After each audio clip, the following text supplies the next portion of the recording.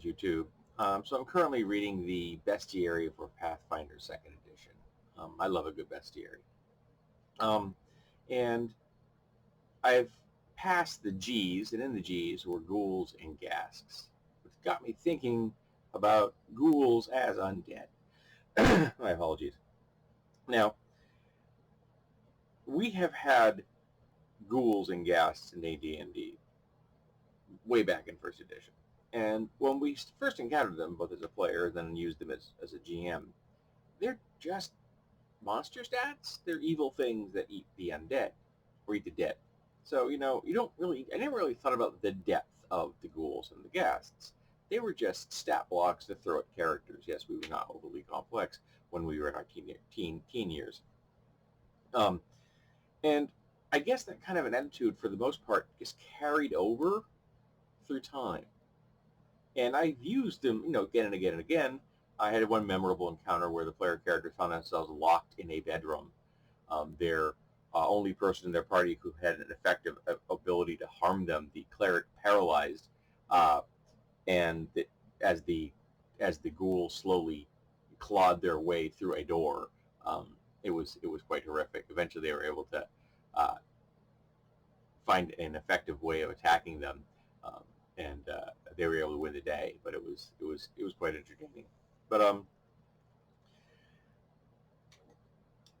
I don't think I ever really considered their past, and let alone their origin. So in the Pathfinder 2nd Edition Bestiary, they talk about the fact that in the canon of the Galarian universe, at least, apparently the original ghoul was an elf that intentionally ate the flesh of another elf. So kind of a Wendigo thing going on there.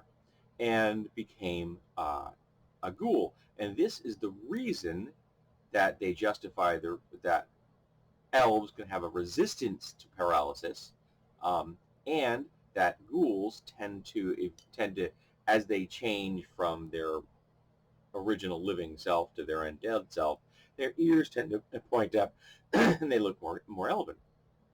So that's kind of the reasoning here, and it was interesting, the concept that there was an ghoul,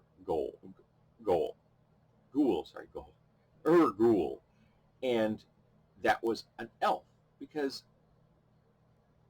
so many of the undead and mythological creatures that are in AD&D and D&D and Pathfinder and any other fantasy game come from our human world myths and legends. And I don't ever remember there being one that linked, like, the elves of, like, the far lands or under the hill, whatever, the fairy world,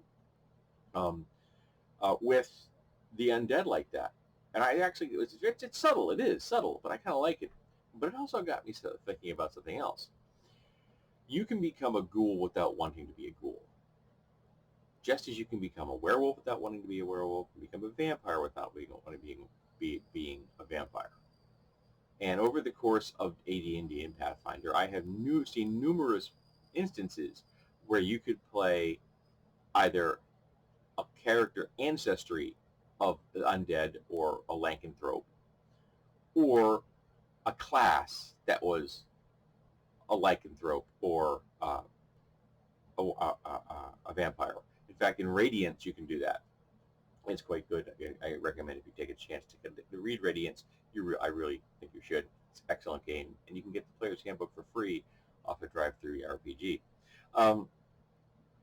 So why do we not do the same thing for ghouls? I have seen ghoul player characters. It may have been back in 2nd edition, maybe 3rd. I'm not positive about that one for sure. But I've seen a ghoul player ancestry, my apologies, and it made perfect sense. Yes, they eat flesh, but let's be honest. Your average player character group, the adventuring party in question, produces a lot of dead humanoids, like nigh endless supply of dead humanoids. And watching Fallout 3, New Vegas, and Fallout 4, and I've consumed a lot of this, not as a player, but as a person of watching people do other playthroughs. Again, I recommend John from Many a True Nerds and Gopher channel, both incredibly good content. And just because you're a ghoul doesn't mean you're evil. You're just a ghoul, and let's face it, Fallout ghouls are zombies. They are. They don't need to eat, drink, breathe, whatever. They're not even really ghouls. They're just undead. But you don't have to be evil. Ferals are evil, but then so are human raiders and bandits and murderers. We don't just go out and kill all humans. So why is it wrong to be a ghoul? Why are you automatically evil? Yes, your life force may be now coming from the negative plane, but there is zero evidence that the negative plane is evil or that negative energy itself is evil. None. I understand that it's canon that all undead are evil, like zombies and skeletons, but I do not ever have them be evil because there are mindless undead. They are automatons. I don't give a crap that they're fueled by the negative plane. Just because you're fueled with the positive plane doesn't mean you're good. Just because you're fueled with the negative plane doesn't mean you're evil. Humans are, in theory, fueled by the positive plane. They are healed by positive energy in fantasy settings like D&D and Pathfinder. Yet how many bad humans are there? Right? So just because you're fueled by positivity does not mean you are good. Just because you are fueled with negativity does not mean you are evil. So why can't you have player ancestries that are ghouls? The priest from the example I gave earlier with the ghouls trying to dig their way through a door, crawl their way through a door, could have died. And if they died and the player characters did nothing, they would have risen as a ghoul. Why would that cleric automatically be evil? Maybe they lose their status as a connection to their god. It'd be a nice role-playing aspect of that one. But it doesn't mean that they would automatically be evil in my book. And it bothers me that just because you are undead, you are automatically considered evil. Because it is quite possible to be a ghoul and never deal harm to a living person. I mean, other than self-defense. You can do that. You can eat the dead, and yes, many people are going to consider that repulsive. You know, the greatest sacrilege there is, right up there with having sex with the dead. Okay? But the dead don't care. They're dead. And there have been numerous examples in human culture where cannibalism is a part of our culture, occasionally for survival purposes, but most often ritually. And yes, there is a danger to a human consuming a lot of human meat because you end up with the risk of prion diseases. But that's not going to be be true for ghouls. They can eat all the humanoid flesh they want to eat. It's not going to hurt them. And again, your average adventurer party supplies them with an endless amount of humanoid bodies to feast upon. And even in the Pathfinder 2nd edition, the ghouls benefit by eating those bodies because it helps heal them. That's also cool because in your average party, you're not going to probably have a ready source of negative energy to heal them with. And I'm not even sure that would healing potions work? Would alchemical healing might function? Sorry, I just took my fingernail file and I have to remember to do my fingernails. Alchemical healing might work because that is divorced from positive or negative energy. I just thought of that. That could work. And of course, ghasts are worse than ghouls, and you could have ghasts be evil. Ghasts being the ghouls that have just given in to this completely and have gone psycho. But again, in real human world, there are dangerous humans that we have had to encounter and defend ourselves from, and we have killed them.